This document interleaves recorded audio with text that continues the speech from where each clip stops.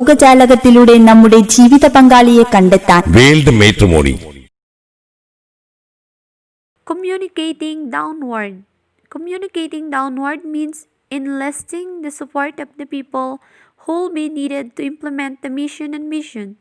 Too often managers undertake this task only after a strategy has been set in stone, thereby running the risk of undermining both the strategy and any culture of trust and cooperation that may have existed previously. Starting on the communication process early is the best way to identify and surmount obstacles, and it's usually ensured that the management team is working with a common purpose and intensity that will be important when it's time to implement the strategy. Communicating across and outward. The need to communicate across and outward reflects the fact that realization of the mission and vision will probably require cooperation from other units of the firm across and from key external stakeholders such as material and capital providers, complementers, and customers outward.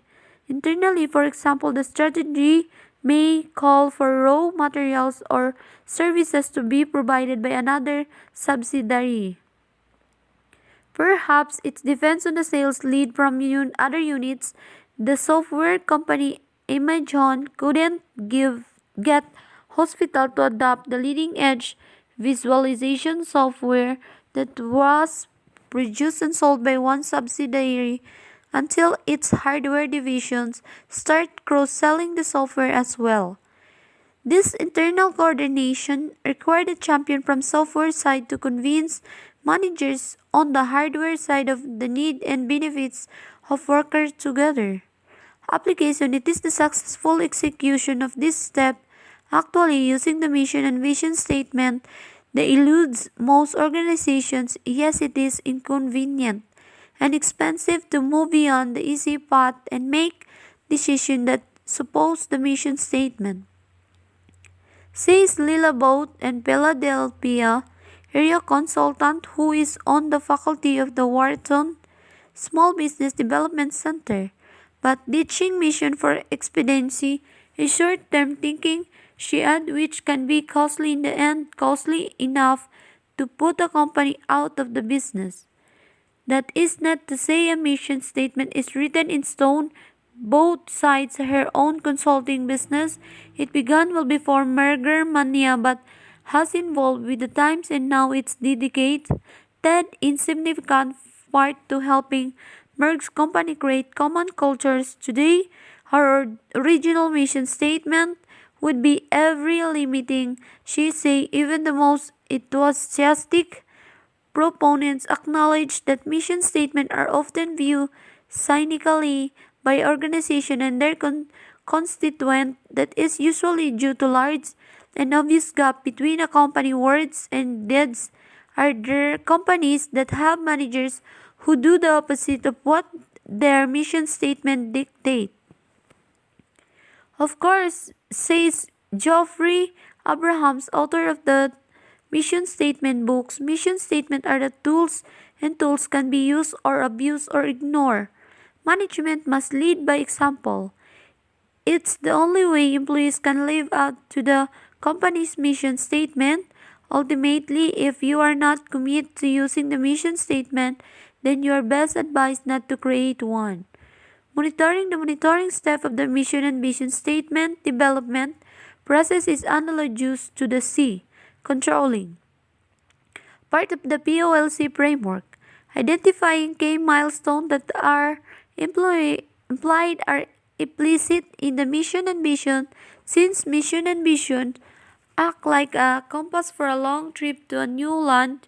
As information weeks Hajala suggests, while traveling to your destination, acknowledge the milestone along the way. With this milestone, you can monitor your progress. A strategic audit combined with day metrics can be used to measure progress against goals and objectives. To keep a process moving, try using an external audit team. One benefit is that an external team brings objectivity plus a fresh perspective. It also helps motivate your team to stay on track. Key takeaway. This section describes some of the basic inputs into crafting mission and vision statement. It explores how mission and vision involve initiation, determination of content, communication, application, and then monitoring to be sure if how the mission and vision were being followed and realized in many ways. You learn how the development of mission and vision mirrors the POLC framework itself from planning to control monitoring. Exercises 1. Who should be involved in the mission and vision development process? 2. What are the some key content areas for mission and vision? 3. Why are the organizational values important to mission and vision? 4. Why is communication important with mission and vision? 5. To which stakeholders should be the mission and vision be communicated? 6. What role does monitoring play in mission and vision? 7. O'Halloran R. and O'Halloran D. 2000, the mission primer, 4-step to an effective mission statement. Richmond Mission Incorporated. Their approach is based on Gauss' law, a set of principles developed in the 1940s and 1950s by the late business Professor Walter Gauss. Among other ideas, Gauss' law holds that business must be dedicated to more than making money if they are to succeed. 8. Ham, Brick, DC, and Canela, AA, 1989, Strategy Implementation as Substance and Select Academy of Management Executive. 3. 4. 278 to 285. 9.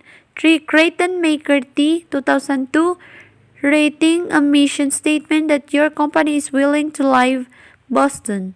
Harvard Business School Press.